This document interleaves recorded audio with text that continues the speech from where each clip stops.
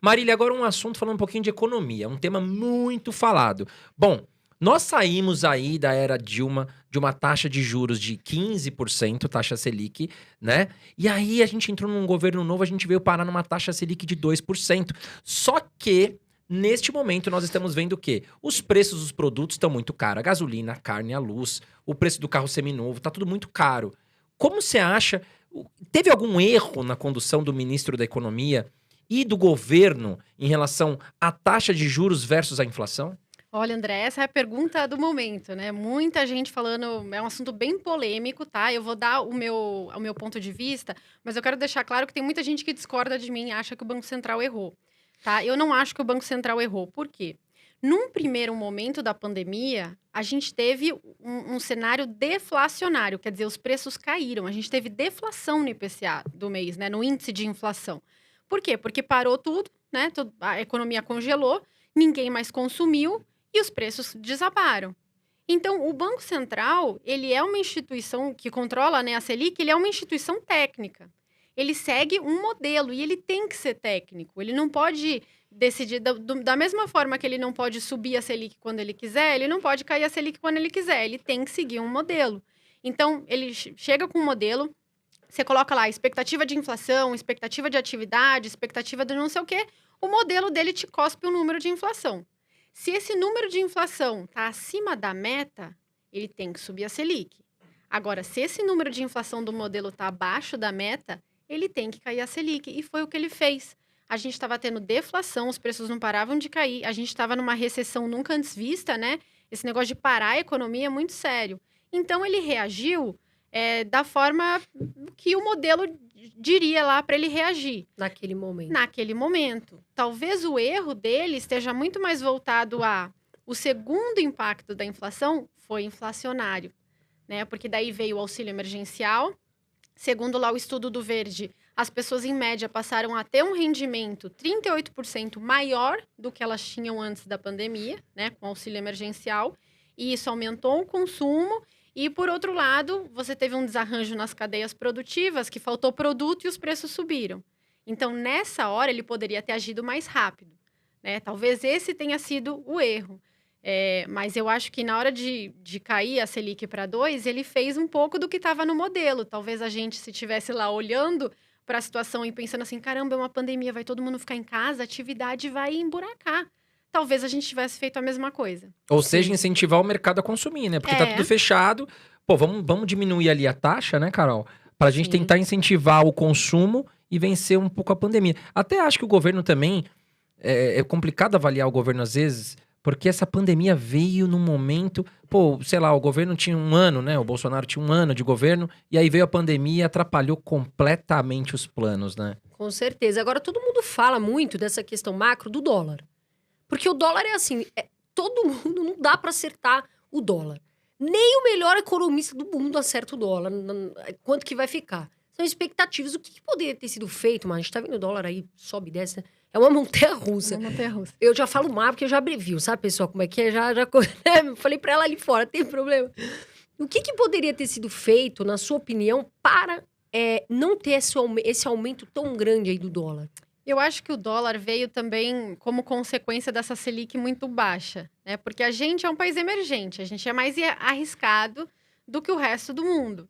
Então, quando a gente jogou a nossa taxa para níveis compatíveis com o juro internacional, eu acho que o gringo olhou e falou assim, mas peraí, eu vou investir a 2% no Brasil ou vou investir a 4% no México?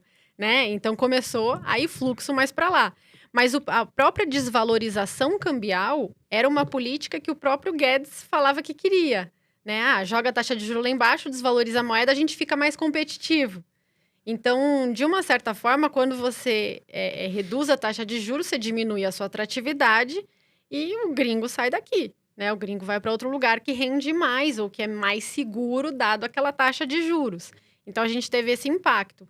Agora, o aumento do câmbio fez com que aumentasse muito os preços das commodities, do combustível, do gás de botijão, e aí bateu na nossa inflação. Então, foi um tiro que saiu pela culatra, né? Porque no final das contas a gente teve que subir de novo porque bateu na inflação. Você falou do Paulo Guedes, assim, são opiniões. Você acredita que ele está fazendo um bom governo? Ele veio com boas propostas, está cumprindo? O que você acha do governo? Eu acho Com Paulo que, Guedes. assim, pensando no que o mercado esperava dele, né, que era aquele slogan do vamos privatizar tudo, governo liberal, eu acho que ele se perdeu no meio do caminho, né? Assim, ele não conseguiu. Cadê as privatizações, né? Cadê o governo liberal? Cadê as reformas, né? Acabou não saindo. É claro que a gente tem que entender que tem uma pandemia no meio do caminho, né? No meio do caminho tinha uma pandemia. Então, ele deve estar na cabeça dele pensando, tá, o quanto eu vou priorizar o liberalismo versus uma situação de calamidade pública, né? Então, eu não sei, mas assim, pensando no que o mercado esperava dele, com certeza não. Porque o problema não é o auxílio em si. O auxílio todo mundo entende que precisa, né? Todo mundo entende que a população mais necessitada precisa de um auxílio. O problema são as emendas que também estão lá, as emendas parlamentares. O problema são todos os outros benefícios e subsídios que ficam enquanto o auxílio fica também. Então, tá bom, a gente como sociedade vai decidir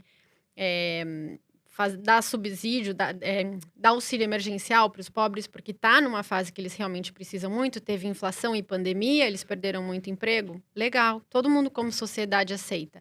Mas tira os outros privilégios. Reduz privilégios de políticos, reduz emendas parlamentares, reduz orçamento para as eleições, né? Vamos fazer uma eleição mais enxuta agora. A internet está aí, né? A gente não precisa gastar tanto dinheiro assim. Então, assim, vamos compensar. O problema é que eles não querem compensar, eles querem tudo. Tudo Mexeu no sempre. bolso dos políticos. O problema é que assim, né? Falta dinheiro, ou aumenta impostos, ou empurra os precatórios, que é o que estamos falando agora. Te devo, não nego, pago quando puder. Ou seja, vamos empurrar as dívidas para frente, a gente encaixa aqui o Auxílio Brasil para mais pessoas, sobrou verbinha, mas as dívidas a gente empurra. E a credibilidade vai por água abaixo. Você acha que essa medida de empurrar os precatórios para aumentar o pagamento do Auxílio Brasil foi uma medida populista? Eu acho. Assim, não dá. Por que surgiu o teto de gastos, né? Por que o Temer criou o teto de gastos em 2016? Porque a gente gastava tanto desde 1999, todo presidente aumenta os gastos públicos no Brasil e, consequentemente, aumenta também o imposto, certo? Todos. Desde 1999, todos, independente do credo, enfim, todos aumentam o gasto público. E a gente estava numa fase que a inflação estava disparando, as taxas de juros estavam disparando, todo mundo estava saindo do Brasil. E aí ele precisou dar um choque de credibilidade. Então ele falou assim, não, vou fazer uma lei que os tetos vão ser só reajustados aqui pela inflação e não pode subir além disso. Se bater no teto, entra uma série de gatilhos, né? Não pode reajustar funcionalismo, enfim, entra uma série de gatilhos e aí a gente vai controlar os gastos. Aí, ao menor sinal de mal-estar, o que os políticos fazem? Não, peraí, vamos flexibilizar isso aqui pode sair, isso aqui fica e tal. Quer dizer, flexibilizou. Então, assim, não é um teto constitucional mais. É algo maleável. E aí você já perde a credibilidade de novo.